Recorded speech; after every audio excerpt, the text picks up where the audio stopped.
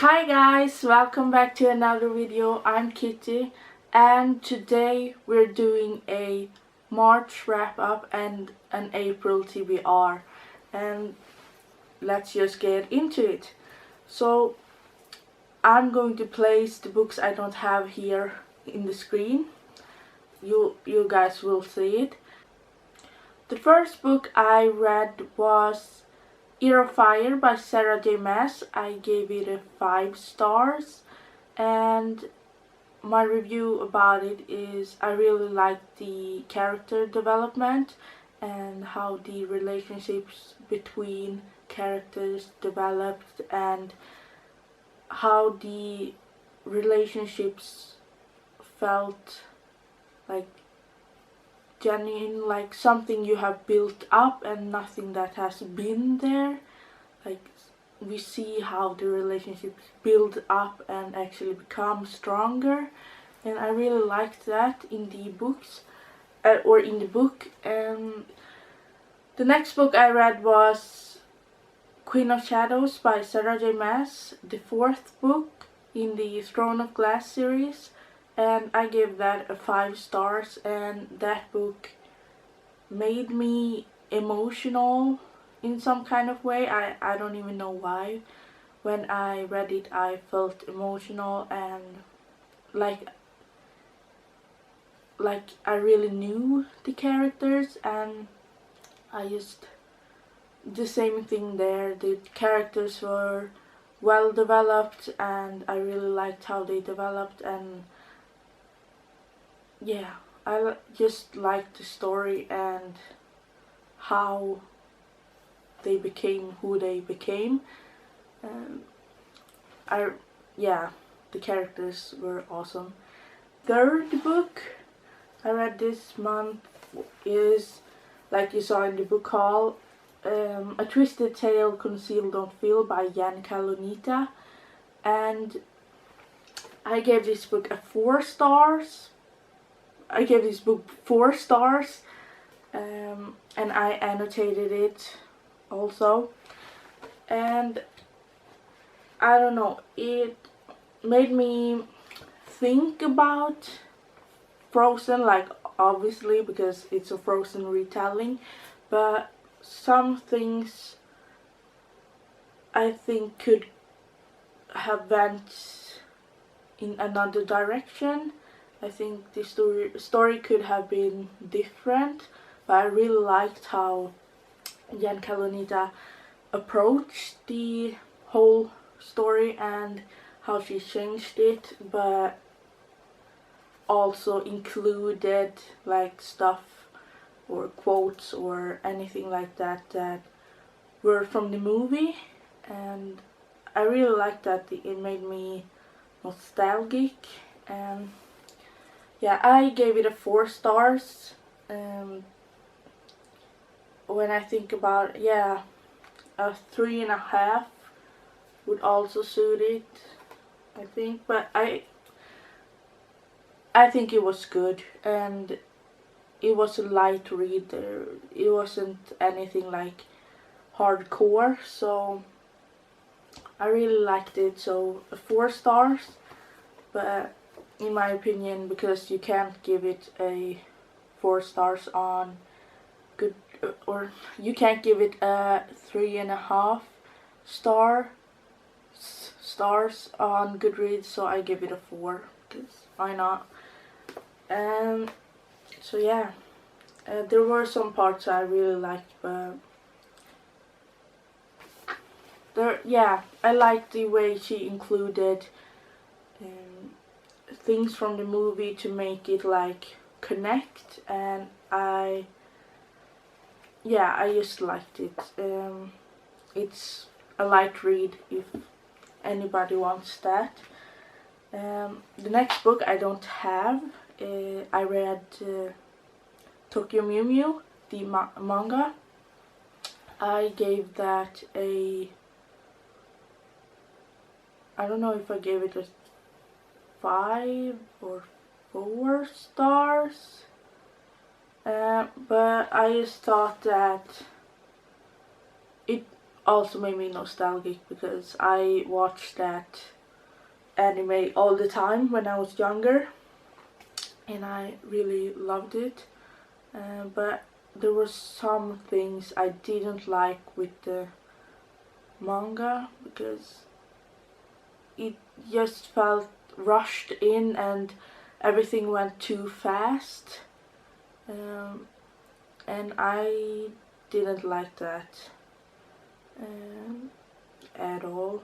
It was rushed in and nothing was really connecting, like everything happened so fast, and I just personally think that I compared it with the anime all the time, and yeah, that's not fair, but I did it, and I'm going to continue reading it, and we'll see what I think about the series in whole, like the whole series, when I have read every book. But I think I give it a 4 or 5 stars just because of the nostalgic feeling I felt.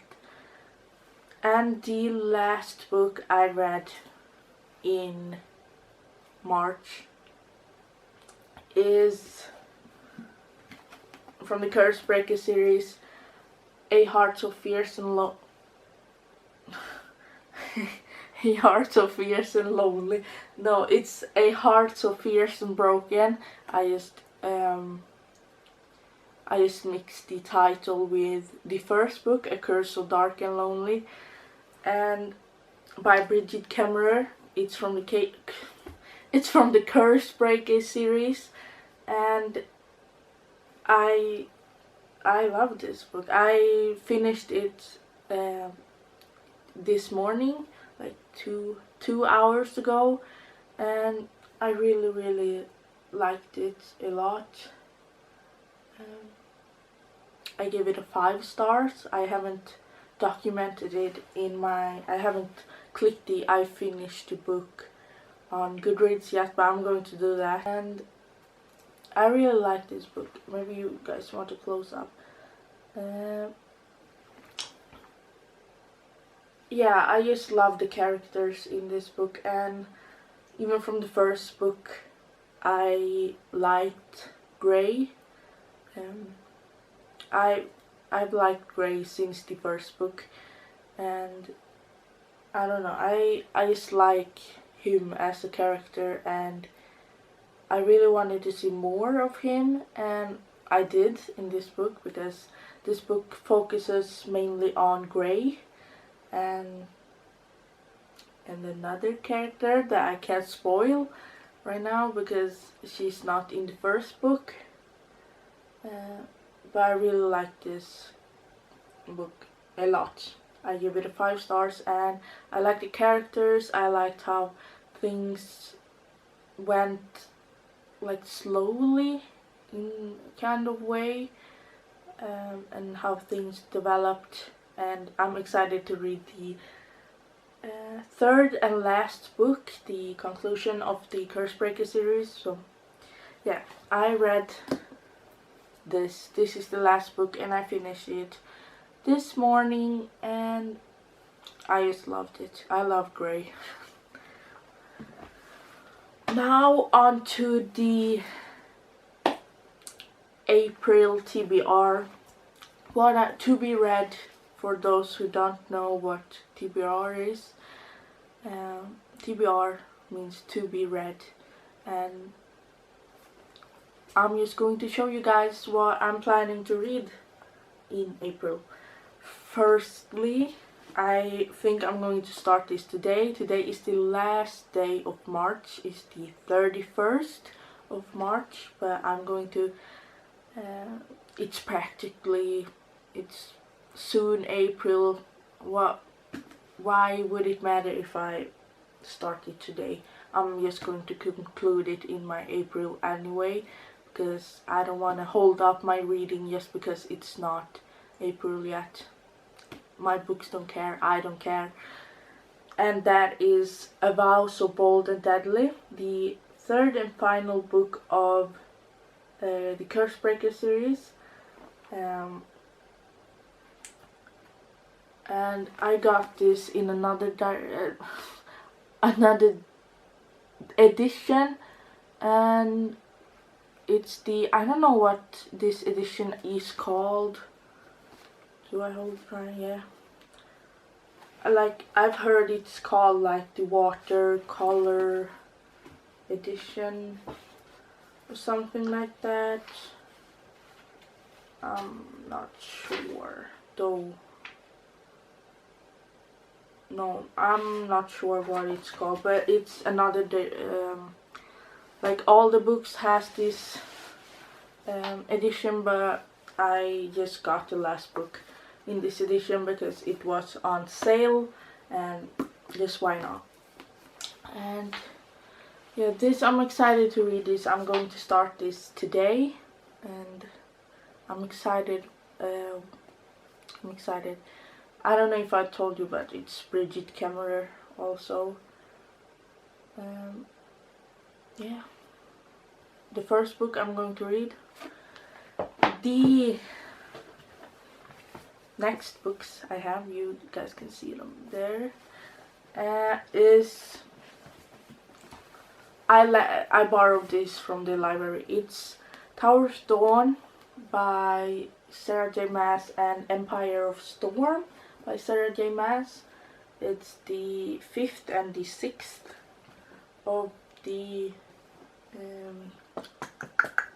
Throne of Glass series, and I've seen people recommend to read this, like in order, to read this and then Tower of Dawn, to read Empire of Storm and then Tower of Dawn, and some people say that you should read Tower of Dawn first and then Empire of Storm, and some say that you should tandem read them, like read them together and switch between.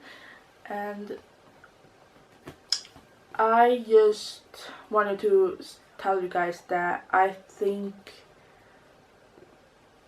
I want to switch it up and actually do the tandem read, to read them like side by side, because they say that these are like happening at the almost the same time in the, yeah, they are happening in almost the same time, and I don't know, I think that I would like to read them side by side. But if I'm not doing that, I'm going to tell you guys in another video. But I think I'm going to read them side by side, a tandem read, and if I finish those, when I have started these and almost done, I'm going to book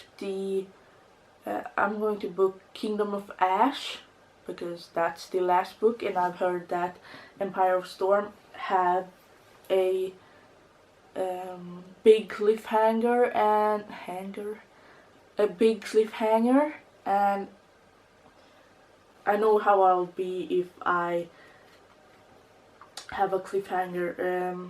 I will just want to continue reading, and yeah, I don't think I'm prepared to let it sit. I just want to get on to the next, so I'm going to, when I'm almost finished with this, I'm going to book the last book, Kingdom of Ash, and maybe, because I haven't read Assassin's Blade, I'm going to read that last. I know it's weird, no one does that, but I'm going to read it last. So, conclusion of my TBR is A Vow So Bold and Deadly by Bridget Kemmerer, Empire of Storm and Tower of Dawn by Sarah J. Maas from the Throne of Glass series, and maybe Kingdom of Ash and Assassin's Blade. So that was it. I don't know how long Assassin's Blade is. No, I don't mean Assassin's Blade. I don't know how long Kingdom of Ash is, but if I finish those, I'll you guys will probably see, but I don't want to push myself too hard to pick up a lot of books, but those are the ones I'm planning to read in April. So yeah, that was my March wrap up and my April TBR. I just wanted to tell you guys that the word of the day is